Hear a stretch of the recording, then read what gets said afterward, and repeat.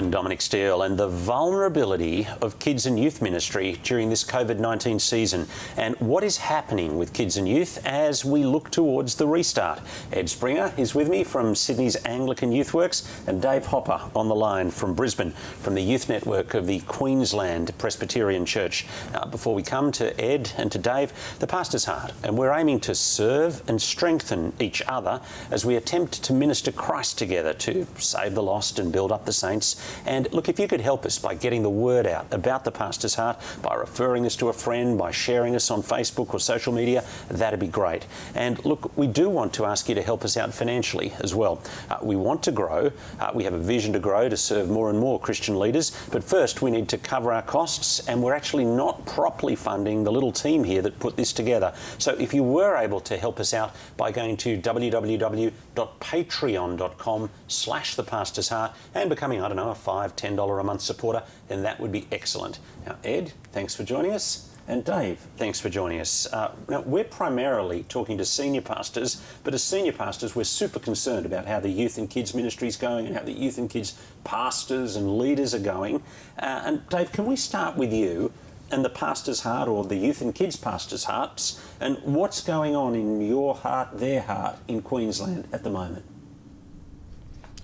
I feel like in our network, youth pastors and children's workers have really embraced the changes there. I guess in this area of ministry, there's always change going on, and so as this forced change has happened, a lot of our guys have taken this by the horns and tried to use it to their advantage. And so in a lot of ways, I've been super impressed with how our ministry staff across the state has worked, and they're doing a good job trying to think this through. There's obviously difficulties there, but all in all, they're doing a good job of it.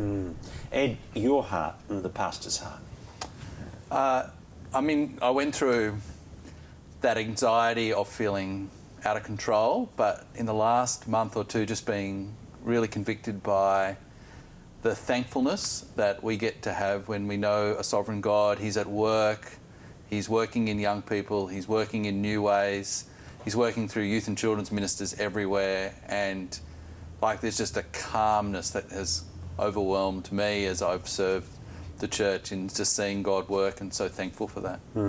There is a sense, though, that the kids and youth ministries are more vulnerable by the disconnect from the leaders. Do you want to just unpack that for me? Definitely at the moment, young people, when they're separated from their peers and separated from their leaders, are missing out on some of the discipleship that has happened in the past. And as we've left a lot of our ministries to youth and children's leaders, there's a vulnerability of seeing them get through this and grow through this at the moment. What's your take on how the ministries in Queensland are going in this vulnerable space, Dave? Yeah, I think that is similar to what Ed has just said, that the disconnect of peers.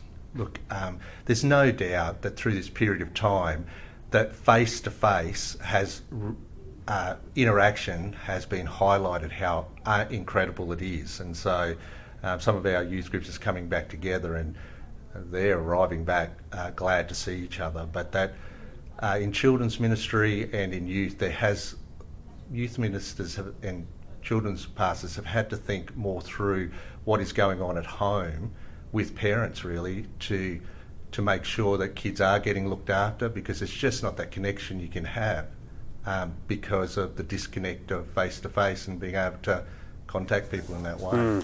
Well, let's talk about that. And we had on the Pastor's Heart a week or so ago, Brian Toulmin. He was talking about the disequilibrium and the disruptive change. What's the disruption been to the kids and youth ministry, and how are people starting to think about how they're going to have to adapt going forward? Let's start with you, Ed.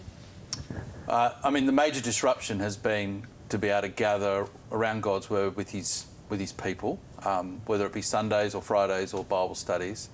I think the churches that pivoted quickly in equipping young people to read the Bible for themselves, read it with their families, or read it with their friends, through changing habits and then changing systems, have been able to address that vulnerability quickly and bring youth together around, and bring young people together around His Word. There's been a temptation, Dave, to go for reactive change rather than adaptive change. How have you seen that play out in different ministries that you're networking with? Yeah, so our youth and children's workers have really done a pretty good job of talking to each other. So when this first happened, because we've got a fairly strong network, numbers of these guys were picking up the phone and talking to each other about where they're heading and what they were doing together. And so it wasn't as though they were on their own trying to think it through. Now, that doesn't mean that all churches went in the same direction, but the whole changing to making sure that how we do youth ministry is as effective as it can be in this time certainly happened. And in those conversations, there was definitely seen an opportunity of something that could actually create an environment that we could change cultures within our church in youth ministry. I'm seeing a nod from you there, Ed, on looking to change culture. Yep. What's your kind of synthesis of what culture change might be both desired and possible? A lot what Brian said last week, the idea of how do we decentralise ministry to grow the whole, and so energising parents, and especially not just giving them resource after resource, but helping them change their habits. So the churches that have been really growing through this have been treating it like the fitness programs where you try and help change a habit over 5, 6, 7 weeks, 3 months, and that's going to outlast COVID. Same with churches who are just re-engaging their leaders and giving more priority to them in doing the relational discipleship, where that becomes the new habit, the overall system can grow. Your observation there, Dave? Yep, I think